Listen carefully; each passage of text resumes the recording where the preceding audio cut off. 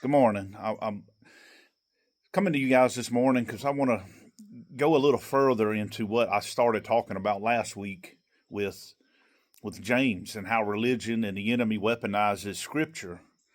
And I'm going to read you a little bit of James to start out with to put us on where I want to go with this. And I'm in James 2, verse 14. And what it says is, what is it, dear brothers and sisters, if you say you have faith but don't show it in your actions? Can that kind of faith save anyone? And go down a little further, and the one that they like to use is verse 17. So you see, faith by itself isn't enough unless it produces good deeds. It is dead and useless. So faith without works is dead, is what James is saying, and what you'll hear a lot of people quote. And what I want to do when I start with that is I wanted to tell you is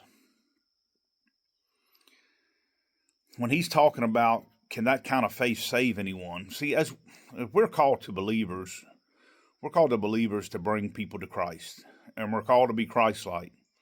So if I have faith and I don't share it and I don't show it, can that save anyone? Can that bring anyone with me? I'm hiding it. It kind of goes back to what Jesus was talking about the lamps, the lamp on the nightstand. You don't hide the light. See, Jesus calls us to be the light of the world, and we're supposed to mirror Him to the world, so we can go out and save people. And what He is saying here is faith that you hide, does that save anyone? And then you go down to verse 17 when he says, so you see, faith by itself isn't enough. And this is the one they really weaponize, because it is faith without works is dead. And what happens so often, guys, is religion and the enemy, they know these verses very well. And there's a lot of people that believe with this verse here, they make it about the works. Now, when he says faith without works is dead, he's not saying you're dead and going to hell. He didn't even come close to saying that in any kind of way. It is dead because there's so many people out there that are just living to die. They think we're just passing through and we're going to die one day and go to heaven. Well, isn't that saying that dying gets you to heaven and not your faith? So they want to make this thing about works. And I'll tell you plain and simple. It's I can show you some verses, and we're going to do one today, but if I can work my way there, then why did Jesus die for us? I mean, He died for us because there's no other way for us to get there.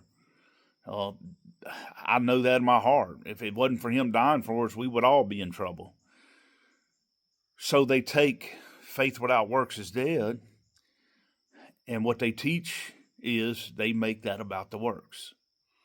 Guys, when you have an encounter with Christ and you truly look into His eyes and encounter Him, what I'm telling you is that faith, there's a faith for salvation, and then there's a faith you have to operate out of faith. And when you're operating out of that faith and you surrender and you truly encounter who He is, those works that James are talking about are organic. They happen naturally. You don't have to force them. You're not doing it because I think I can work my way there. I'm doing it because of Christ living in me. And I'm doing it because I actually want to bring people to Him. Not for any reward, not for any fear. Plain and simple, I want to be a better person. And they're going to be organic. Now I'm going to take you to a scripture in Romans, because a lot of people think that our salvation you have to work. Salvation is a gift when we believe. And I'm going to read you now out of Romans 4, and it is verse 14.